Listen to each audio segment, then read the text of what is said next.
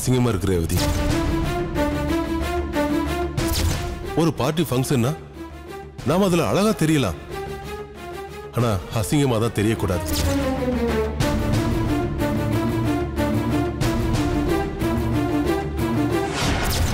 கண்ட கண்ட ட்ரெஸ்ஸை போட்டுக்கிட்டா பாக்குறவங்க மனசுல நம்மளை பத்தின தப்பான எண்ணத்தை தான் அவங்க மனசுல உண்டு பண்ணும்.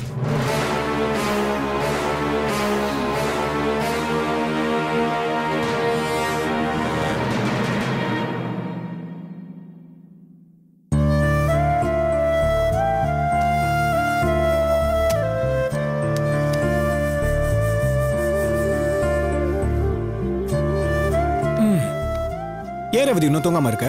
நான் வர லேட் ஆகும்னு உனக்கு ஃபோன் பண்ணி சொன்னேனே, மறந்துட்டியா? அதெல்லாம் நல்ல ஞாபகத்துல தான் இருக்கு, ஆனா தூக்கம் தான் வரல. ஏ, நான் எப்போ வரும் காத்துக்கிட்டு இருந்தியா? இந்த கொஞ்சறதெல்லாம் வேண்டாம். எனக்கு தூங்க பயமா இருக்கு. தூக்கத்துல யாராச்சும் என் தலையில கல்லு தூக்கி போட்டுருவாங்களோன்னு எனக்கு பயமா இருக்கு. ஒரு நிமிஷம் கூட என்னால நிம்மதியா இருக்க முடியல. எந்த நேரத்துல என்ன நடக்குமோன்னு மனசெல்லாம் படபடன்னு அடிக்குது. ரேவதி, நீ என்ன சொல்ற? எனக்கு ஒன்னும் புரியல. நம்ம நல்லா வாழ்றது இங்க இருக்கிறவங்களுக்கு பிடிக்கலங்க. சீட்டு கம்பெனி ஆரம்பிச்சு நல்லா சம்பாதிக்கிறோன்னு இங்க இருக்கிறவங்க கண்ணெல்லாம் உறுத்துதுங்க. தேவையில்லாம அப்படி எல்லாம் பேசிக்கிட்டு இருக்காத. நீ நினைக்கிற மாதிரி நம்ம வீட்டுல இருக்கிறவங்க அப்படி நினைக்க மாட்டாங்க. நாம நல்லா இருக்கணும் தான் நினைப்பாங்க. கிழிச்சாங்க. இவங்க பேசின ஒவ்வொரு வார்த்தையும் நீங்க நேர்ல கேட்டிருந்தீங்கன்னா இப்படி எல்லாம் பேச மாட்டீங்க, தெரியுமா? யார் பேசுறாங்க, என்ன பேசுறாங்க? விளக்கமா சொன்னதானே தெரியும்.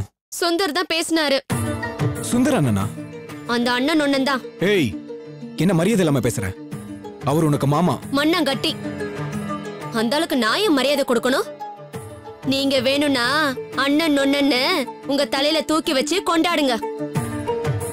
என்ன பேசின பேச்சுக்கு நான் அந்த ஆளுக்கு எந்த மரியாதையும் கொடுக்க மாட்டேன். மாமாவா மாமா, சரியான மாங்கா மடைய. ஏய், என்ன உன் இஷ்டத்துக்கு என்னென்ன பேசிக்கிட்டு இருக்க? இங்க என்ன நடந்துச்சு? சுந்தரன் உன்னை என்ன சொன்னாரு அத சொல்லு முதல்ல. சரண்யா கூப்பிட்ட பார்ட்டிக்கு என்ன போக சொல்லி பெர்மிஷன் கொடுத்தது யாரு? நீங்க தானே? ஆமா, நான் தான் கொடுத்தேன். பெரிய பெரிய ஆளுங்க வருவாங்க, அப்படிப்பட்ட பார்ட்டில கலந்துக்கிட்டா நம்ம பிசினஸ்க்கு தானே நல்லது.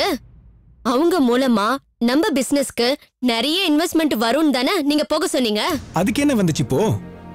அதையும் சுந்தரன் ஏன் முடிச்சு போடுற? நான் பார்ட்டிக்கு போனது உங்க நொண்ணனுக்கு பிடிக்கலங்க. பொம்பளை பிள்ளைக்கு இதெல்லாம் தேவையாங்கிற மாதிரி பேசுறாருங்க. மில்லியனர் மல்டி மில்லியனர் வர பார்ட்டிக்கு நான் போனது எதுக்குங்க? நம்ம கம்பெனிக்கு நல்லது நடக்கணுங்கிறதுக்காக தானே. அது உங்க நொண்ணனுக்கு பிடிக்கல. ஏன் போன?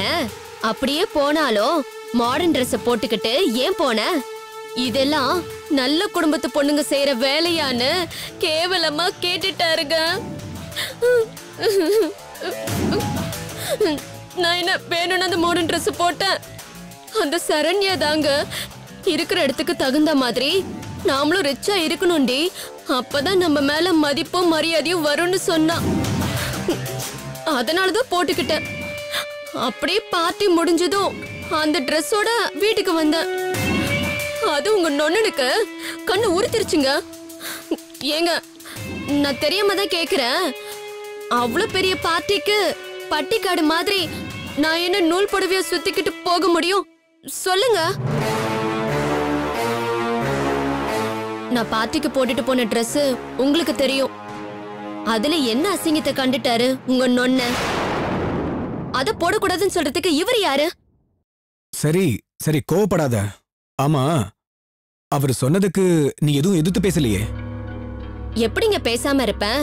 அசிங்கமோ அழகோ பாக்குறவங்க கண்ணிலையும் மனசுலயும் தான் இருக்குன்னு நல்லா உரைக்கிற மாதிரி சொல்லிட்டு வந்துட்டேன்.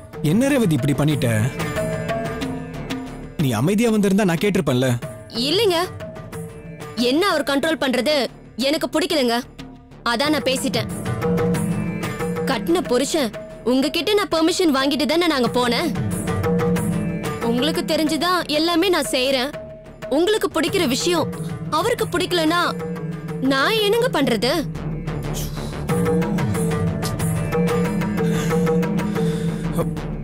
நீ பேசாம இருந்திருந்தா நான் அண்ணங்கிட்ட நாசுக்கா கேட்டிருப்பேன்.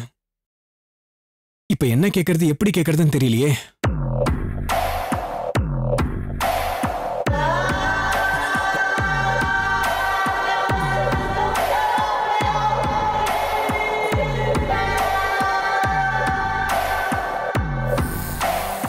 நான் யாருங்க? உங்க பொண்டாட்டி. என்ன ஒரு சொல் சொல்றதுக்கு உங்களை தவிர வேற யாருக்கு உரிமை இருக்கு சொல்லுங்க? ரேவதி, நம்ம கூடயே இருந்தவங்க திடீர்னு ஃபைனான்ஸ் கம்பெனி ஆரம்பிச்சு நல்லா ஆயிட்டாங்கன்னு பொறாமைங்க. ஒரு காலத்துல அவரு கெட்டவரா இருந்தாரு. அதனால அவருக்கு யார பார்த்தாலும் அவர் கண்ணுக்கு எல்லாமே கெட்டவங்களாவே தெரியறாங்க. நான் என்ன விவரம் இல்லாதவளா? நல்லது கெட்டது தெரியாதவளா? எதுக்குங்க ஏன் சுதந்திரத்துல உங்க நொன்ன தொலையணும்? நான் யாரையும் இப்படி இருங்க அப்படி இருங்கன்னு சொல்றேனா? இல்லையே, ஏன் பிசினஸ் உண்டு நான் உண்டுன்னு தானே இருக்கேன். அப்புறம் எதுக்குங்க அவர் என்ன குறி வச்சே பேசுறாரு?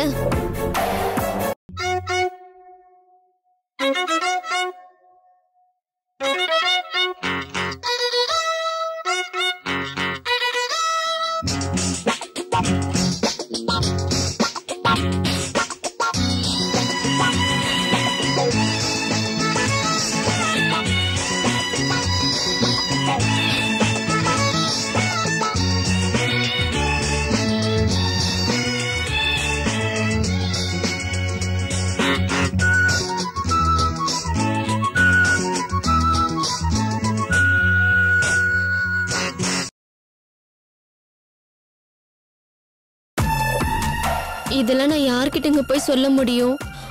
என்னை தொட்டு தாலி கட்டின உங்ககிட்ட தானே சொல்ல முடியும். நீங்க தானே என்ன புரிஞ்சுக்க முடியும். ரேவதி, உங்க நொன்ன சொன்னதையே சரின்னு சொல்லுங்க. நான் நாளைக்கே எல்லாத்தையும் வேண்டான்னு சொல்லிட்டு கிழிஞ்சு போன நூல் புடவைய கட்டிட்டு இந்த வீட்லயே ஒரு சமையல்காரி மாதிரி இருந்துக்கிறேன். இரு இரு இரு, ஏன் அழற ரேவதி? இரு, உன்னை இனி யாரும் ஒரு சொல்ல மாட்டாங்க, போதுமா?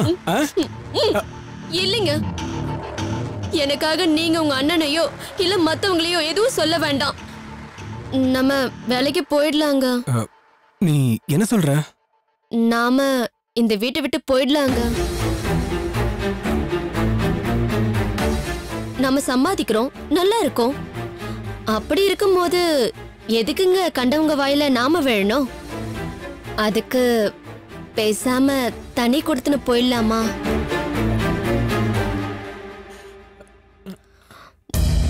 என்னங்க யோசிக்கிறீங்க? நம்ம நல்லதுக்கு தானே சொல்றேன். என் பேச்ச கேட்க மாட்டீங்களா? எனக்கு நீதான் முக்கியம் ரேவதி. இனி உன்னை யாரும் ஒரு சொல்ல விட மாட்டேன், சரியா? சத்தியமா தான் சொல்றீங்களா? எங்க அம்மா சத்தியமா சொல்ற ரேவதி. ஏங்க, வரும்போது எனக்கு பிடிச்ச குலாப் ஜாமுன் வாங்கிட்டு வர வேண்டியது தானே? ஒரு ஃபோன் பண்ணியிருந்தா நான் வாங்கிட்டு வந்திருப்பேனே.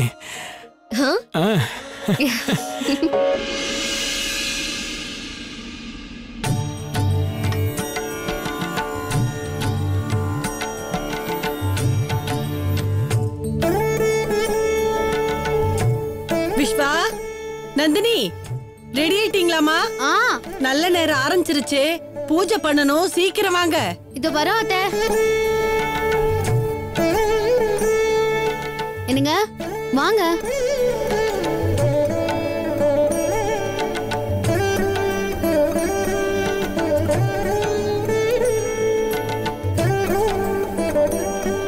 என்னம்மா? இப்படி நில்லுங்க, பூஜை ஆரம்பிக்கிறேன். என்ன பூஜை எல்லாம் தடபுடலா திடீர்னு? சொல்றேன்ப்பா, முதல்ல சாமி கும்பிடுங்க.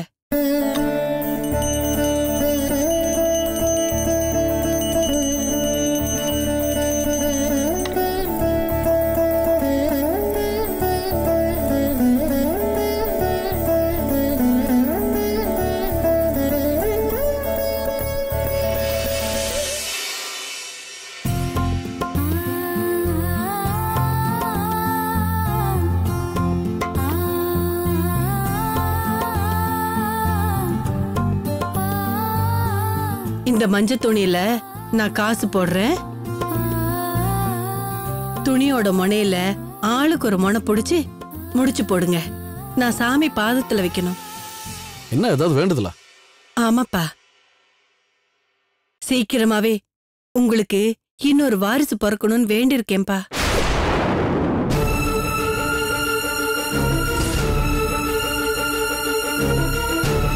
நீங்க 2 பேரும் பெங்களூர்ல இருந்து வரதுக்கு முன்னாடி வீடு மாத்துற விஷயமா நான் ஜோசியரை போய் பார்த்தேன். அப்போ உன் ஜாதகத்தை பார்த்து உனக்கு இன்னொரு வாரிசு பிறக்கும்னு சொன்னாருப்பா.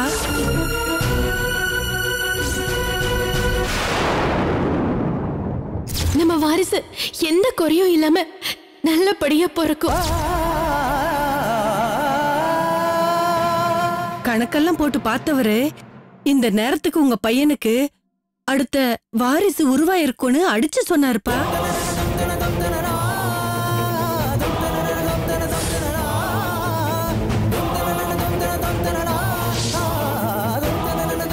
இது உங்களோட குழந்தை. விஸ்வா, என்னப்பா யோசிக்கிற? என்னம்மா 2 பேரும் கையில் எடுத்து முடிச்சு போடுங்க சாமியை வேண்டிக்கிட்டு. நீ அந்த முனையை பிடி, நீ இந்த முனையை பிடி.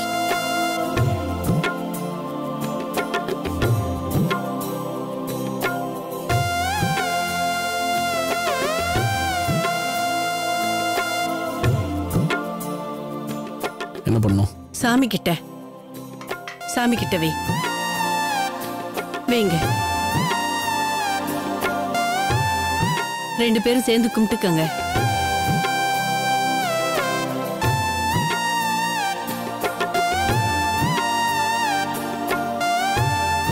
சரி வாங்க, டிஃபன் எடுத்து வைக்கிறேன், சாப்பிடலாம்.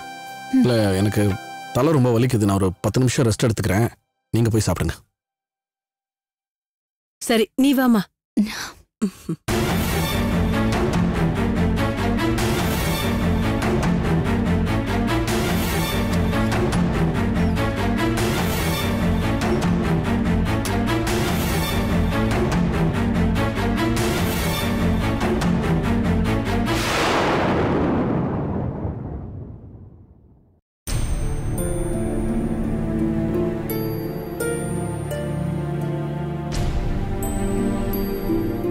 நந்தினி, ஜோசியரு இன்னொரு விஷயம் சொன்னாருமா. அத விஸ்வா இருக்கும்போது சொல்லக்கூடாதுன்னு தாமா நான் சொல்லல. என்ன சொல்றீங்க அத்தை? விஸ்வாவோட ஜாதகத்துல அவனுக்கு கொஞ்சம் நேரம் சரியில்லாம இருக்குதா. அதனாலதான் கொலைப்பழி, வீண் பிரச்சனை எல்லாம் வந்துதா. இன்னும் கூட அவனுக்கு நேரம் சரியில்லையாமா. பெண்களால பிரச்சனை வந்தே தீரும்னு சொன்னாருமா. அத எப்படின்னு அவங்கிட்ட சொல்றது? அதனாலதாம்மா சொல்லல. அத்தை, ஜோசியர் சொல்றதெல்லாம் பலிக்கிறது இல்ல. நீங்க மனசை போட்டு குழப்பிக்காதீங்க. அப்படி சொல்ல முடியாது நந்தினி. பழிச்சிட்டா என்ன பண்றதுங்கிற பயம் வந்துருதுமா. அதனாலதான் அவன் கையாலேயே உன் நெத்தில குங்குமம் வைக்க சொன்னேன். அதுவும் இல்லாம செவ்வாய் வெள்ளியில அம்மனுக்கு விளக்கு ஏத்துறேன்னு நேர்ந்திருக்கேம்மா. எப்படியோ என் விஸ்வாக்கு எந்த பொண்ணாலையும் எந்த பிரச்சனையும் வந்துடக்கூடாதுமா.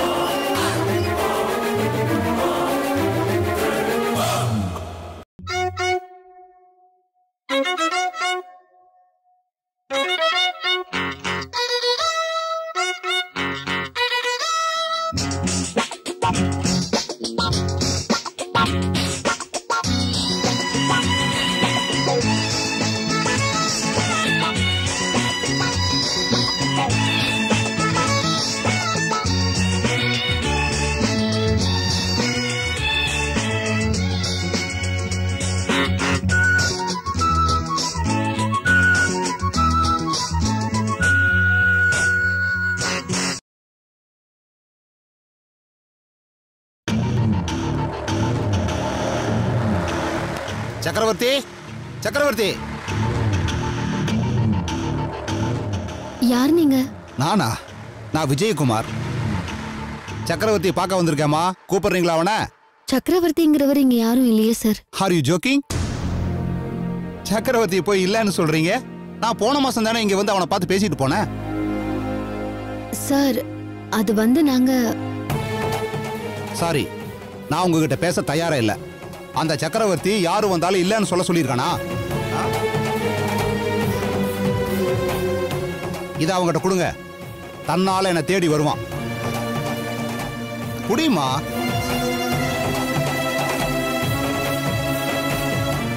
சார் நாங்க புதுசா குடி வந்திருக்கோம். நாங்க வந்து ஒரு வாரம் தான் ஆகுது. நீங்க சொல்ற சக்கரவர்த்தி காலி பண்ணிட்டு போயிருப்பாரு. என்ன சொல்றீங்க நீங்க? ஆமா சார், இதுக்கு முன்னாடி அவர் இங்க குடி இருந்திருக்கலாம். ஆனா நாங்க இப்பதான் வந்திருக்கோம் சார். சாரிம்மா, எனக்கு நம்பிக்கை இல்ல. நீங்க முதல்ல சக்கரவர்த்தியை கூப்பிடுங்க. நான் வேணா விஸ்வாவை கூட்டிட்டு வரட்டுமா? ம்.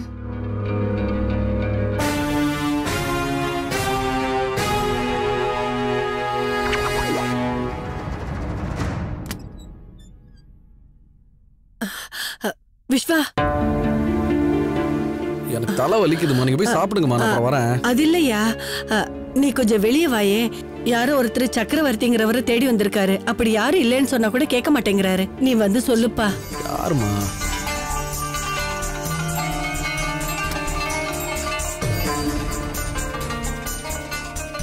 எக்ஸ்கியூஸ் மீ, என்ன சார் வேணும்? இங்க சக்கரவர்த்தின்னு இங்க அப்படி யாருமே இல்லை சார்.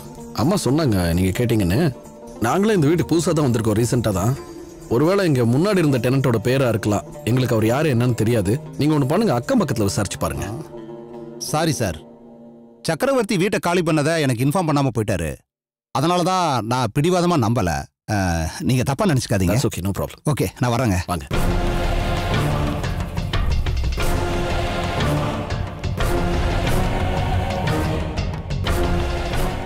நல்ல ஆளுப்பா இவரு. நான் சொன்னதை இவரு நம்பவே மாட்டேங்கிறாரு. நீ சொன்னதுக்கு அப்புறம் தான் கிளம்பி போறாரு. இல்லம்மா, எனக்கு என்னமா என்னம்மா அது? ஐயோ, என்னங்க இது? இப்ப வந்தவரோட சூட்கேஸுங்க. எடுத்துட்டு போப்பா. Excuse me sir. சார் ஒரு நிமிஷம் சார். சார்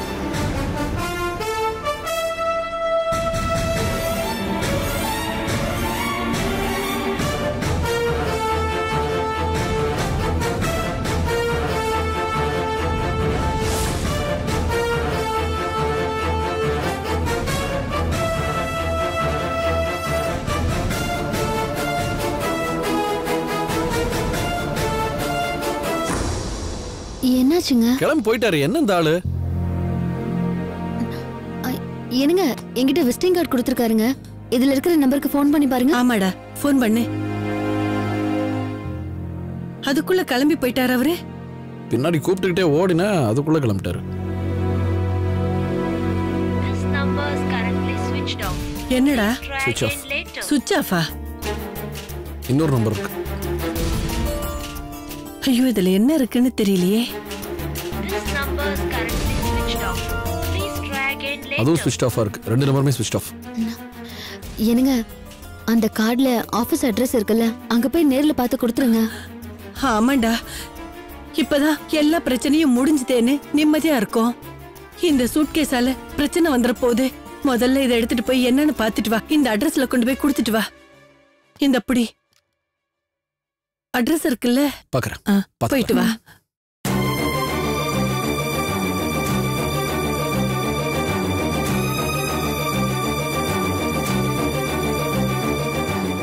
அத்தை, பயப்படாதீங்க. அது இல்லம்மா, இப்பதான் எல்லாம் ஓஞ்சி நிம்மதியா இருந்தோம். அதெல்லாம் ஒண்ணும் இல்ல, பதட்டப்படாம இருங்க.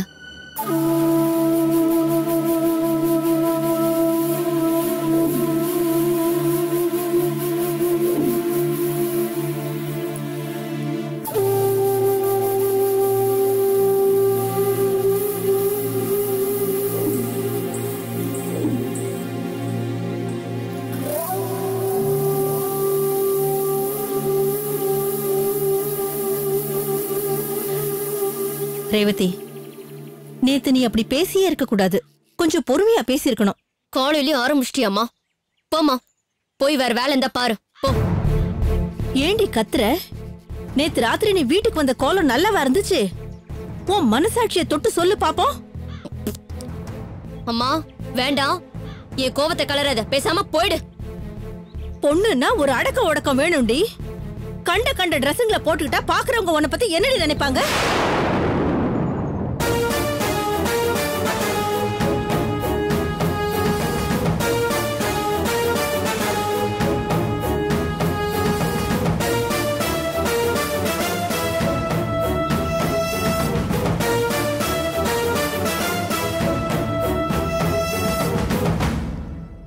ஏ ரேவதி, நானே நேத்து உன்னை திட்டிருப்பேன் தெரியுமா?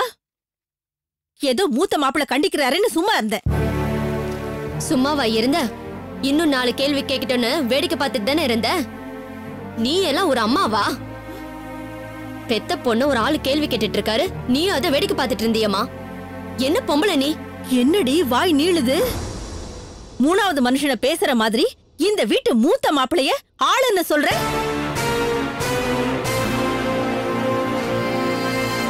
இதோ பார், ஒரு பெத்தவளா நான் கேட்க வேண்டிய கேள்வியை தாண்டி அவரு கேட்டாரு. அத புரிஞ்சிக்காம நீ பாட்டுக்கு ராத்திரி அப்படி பேசிட்டு போற. இப்பவும் என்னமோ மரியாதை இல்லாம பேசிட்டு இருக்க. இதெல்லாம் நல்லதுக்கு இல்ல, பாத்துக்க. இங்க பாருமா, என்ன பொறுத்த வரைக்கும் அவரு 3வது மனுஷன்தான். என்ன எது கேட்கணும்னாலும் நீ கேளு, இல்ல அப்பா கேட்கட்டும். அதை விட்டுட்டு அவர் என்ன கேள்வி கேட்க வேண்டிய அவசியம் இல்ல.